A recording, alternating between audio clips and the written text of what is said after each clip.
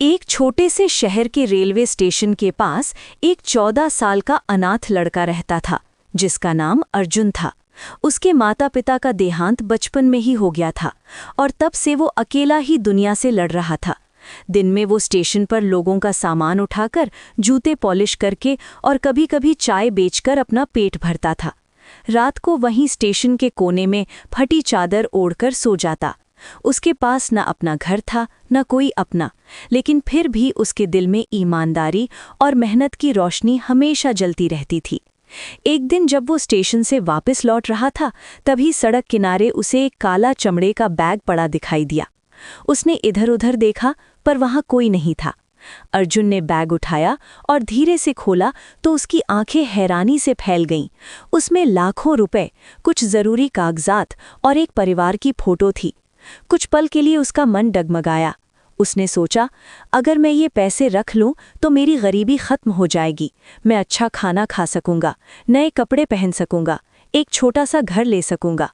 लेकिन अगले ही पल उसके मन की अच्छाई ने उसे रोका।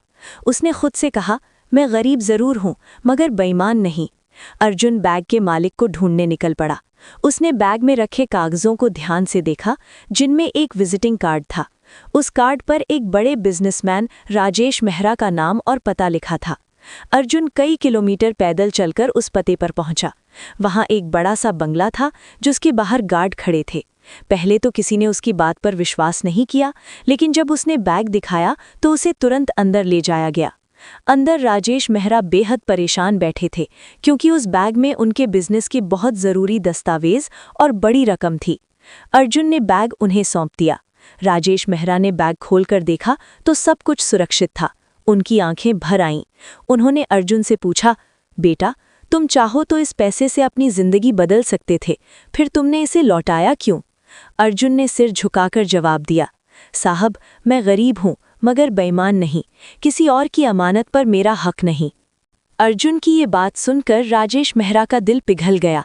उन्होंने उसी समय तय कर लिया कि इस बच्चे की जिंदगी अब बदलनी चाहिए।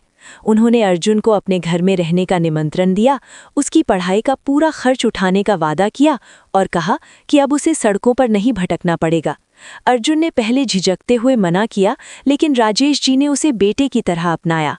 धीरे धीरे अर्जुन ने पढ़ाई शुरू की, दिन रात मेहनत की और अपनी लगन से हर परीक्षा में अव्वल आने लगा।